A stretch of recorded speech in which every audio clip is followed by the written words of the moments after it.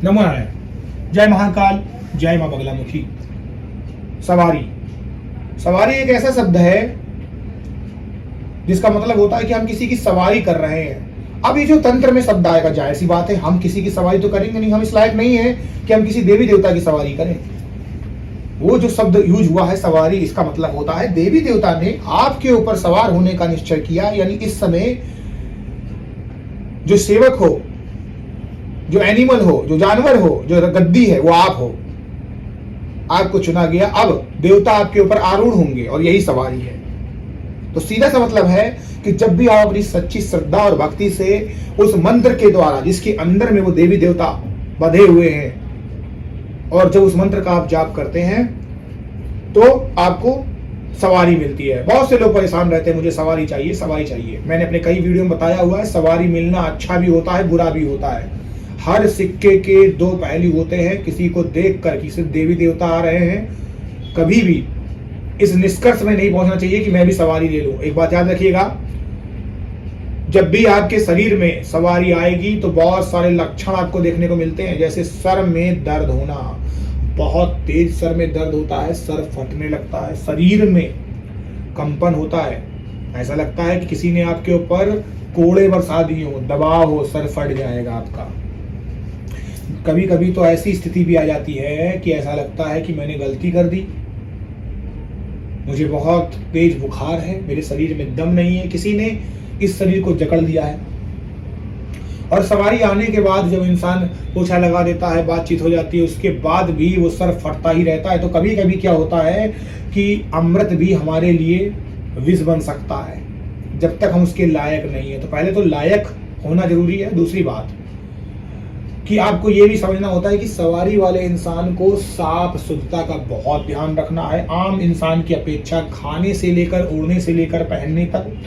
और इसके अलावा उसको पोछा लगाना है, उसको भगवान को, जो भी जिसकी सवारी आती है, उसका भोग लगाना है, गलत शब्द नहीं बोलने, गलत अविचार नहीं करना है। तो बहुत सारे और भी संकल्प होते हैं जो और लोगों की अपेक्षा आपको ज्यादा ध्यान में रखने वाले होते हैं। तो सवारी का मतलब सिर्फ यही नहीं है कि देवी देवता आपके ऊपर विराजमान हुए और आप एकदम सुपरमैन बन गए, जो बोलोगे वो हो जाएगा, आप जादुई चिराग घिसोगे तो पैसे आ जाएंगे, ऐसा कुछ नहीं है। जब भी ईश्वर आपको चुनते हैं तो उसके साथ साथ आपके ऊपर बहुत सारी जिम्मेदारियां आती हैं। एक बार याद रखिएगा, जितने ही सुपर पावरफुल आप होंगे, उससे कई गुना आपके ऊपर जिम्मेदारियां होंगी। ये सच्चाई वाली बात है। एक कहावत को छोड़ दीजिए, अभी मैं प्रैक्टिकल आपको एक तरीका बताता हूं कि जैसे आप देख लीजिए, जितनी बड़ी पोस्ट होगी गवर्नमेंट की, उतना ही बड़ा उसके ऊपर रिस्पॉन्सिबिलिटी होगी। चाहे वो मुख्यमंत्री की हो, चाहे वो प्रधानमंत्री की हो, राष्ट्रपति की हो, राज्यपाल की हो, या कोई भी XYZ अफसर हो गवर्नमेंट में। तो जितनी बड़ी पोस्ट उतनी बड़ी रिस्पॉन्सिबिलिटी। तो यही सवारी जो होती है वो बहुत सारी रिस्पॉन्सिबिलिटी अपने साथ लेकर आती है। जब भी सवारी आपके शरीर में इंटर करेगी, ऐसे में आप पागल होने जैसी नौबत आपके ऊपर आ जाएगी। आपका सर फटेगा, आपके शरीर में दर्द होगा, आपके पूरे बदन में दर्द हो सकता है। आपको सपने में कई प्रकार के जानवर दिख सकते हैं, नाग भी दिख सकते हैं, भगवान, जिस भगवान से रिलेटेड होगा उनका त्रिशूल, अस्त्र शस्त्र दिख सकता है। और जब भी आप किसी भी भगवान का कीर्तन, भजन, चालीसा या कुछ भी सुनेंगे तो वहाँ पर भी आपको वही लक्षण सेम देखने को मिलेगा। आपका शरीर थिरकने लग जाएगा, और जब शरीर थिरकेगा तो आपके ऊपर तुरंत सवारी इंटर कर जाएगी, और इंटर करने के बाद सेम वही चीज़ें होंगी। उस समय तो आपको होश नहीं रहेगा, लेकिन होश जाने के बाद आपको लगेगा कि मेरा शरीर टूट चुका है, मेरे शरीर में एनर्जी नहीं रहेगी, जान नहीं रहेगी। लेकिन सवारी आने पर उस समय वो शक्ति आपके शरीर की एनर्जी को कई गुना बढ़ा देगी। इसके साथ साथ जो सवारी वाला व्यक्ति होता है वो किसी के बारे में कुछ भी बता सकता है। वो इंसान देख कर बता सकता है, उसको छू कर भी बता सकता है, उसके भूत भविष्य के बारे में भी बता सकता है। सवारी वाला इंसान अगर कुछ गलतियां कर दे इन लक्षणों के आने के बाद, तो सवारी फटाक से चली भी जाती है।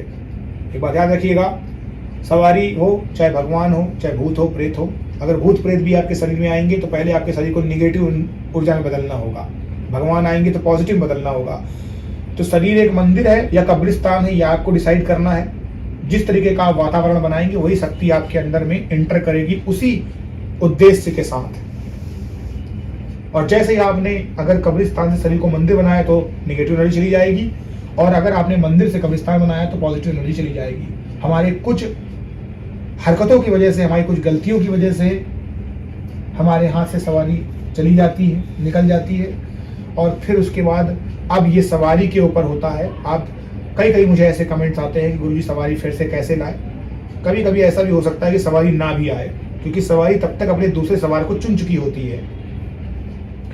सवारी कई बार सवार को मौका देती है कि वो सुधर जाए, या फिर ये सवार है, इसको मैंने समय दिया, अब मैं इसके पास नहीं जाऊंगी। तो ये जो भी डिसीजन होता है, जो निर्णय होता है, ये परम ब्रह्म परम शक्ति के ऊपर होता है। उसमें कोई भी इंसान इंटरफेयर नहीं कर सकता। उसको जिसका भी शरीर चाहिए होगा लेगी, जिसका भी शरीर छोड़ना होगा छोड़ देगी।